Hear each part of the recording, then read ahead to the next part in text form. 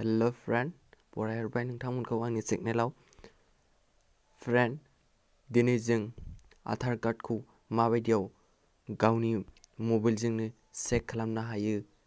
गावनि आधार कार्डआ जादोंना जायाखै जेनेरेल जादोंना जायाखै बेखौ नोंथांमोना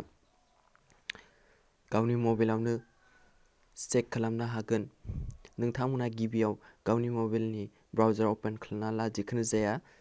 बेनि उनाव नोंथांमोना बेहाय बेनि अफिशियेल वेबसाइटखौ सार्च खालामनांगोन वेबसाइटआ जादों uidai.gov.in ओमफ्राय बेखौ सार्च खालामना हो सार्च खालामना होनाय लोगो लोगो बिथांमोननि वेबसाइटआ फैबाय ने बिथांमोननि वेबसाइटआ फैबाय ओमफ्राय नोंथांमोना नै बेहाय नुनो मोनदों चेक आधार स्टेटास नै बेहाय चेक आधार स्टेटास नै बेहाय नै चेक आधार स्टेटास ओमफ्राय बेहाय नै डाउनलड आधार माने नोंथांनि आधार कार्डआ जेतिया जेनेरेट जाबाय अब्ला नोंथांमोना डाउनलड खालामना लानो हागोन गिबियाव नोंथांमोना स्टेटास चेक खालामग्रो स्टेटासआव थुना होबाय बेनि नै बेहाय गाहायाव बोखोबोनानै नोंथांमोननि बेहाय थुना होदो एनरल नाम्बार नोंथांमोना जेब्ला आधार कार्ड खालामदोंमोन अब्ला एनरलमेन्ट मोनसे नोंथांमोननो प्रिन्ट खालामना हरदोंमोन बेहाय एनरलमेन्ट नाम्बार दं बे एनरलमेन्टखौ नोंथांमोना थुना हो अब्ला आंनिखौ थुना होनोसै 28040020258880 ओमफ्राय नोंथांमोना बेहाय टाइमखौबो होनांगोन डेटखौ होनांगोन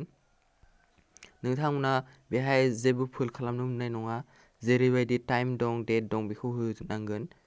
ओमफ्राय 11 जेबो फिल खालामनो नङा जेरैबायदि दं बेबायदिनो सेम टु सेम हो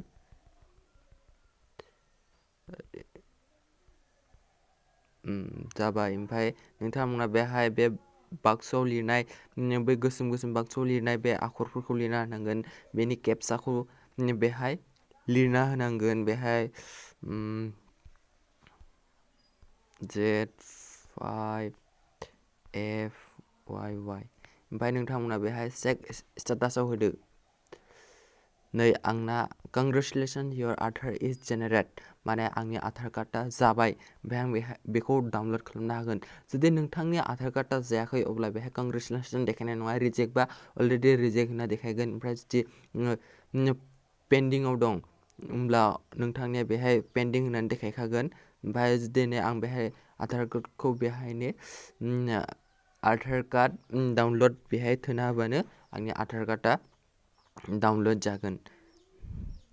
अब्ला लोगोफोर बे फिसा भिडिअखौ नोंथांमोना जुदि मोजां नांदोंब्ला अब्ला प्लिज लाइक खालामदो आरो प्लिज आंनि चेनेलखौ साबस्क्राइब खालामदो प्लिज लोगोफोर